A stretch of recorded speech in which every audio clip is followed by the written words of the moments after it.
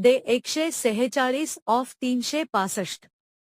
26 मे 1929 रोजी डॉक्टर बाबासाहेब आंबेडकर यांनी नाशिक, महाराष्ट्र येथील चेतेगाव येथे सेल्फ रिस्पेक्ट कॉन्फरन्सचे अध्यक्षपद भूषवले.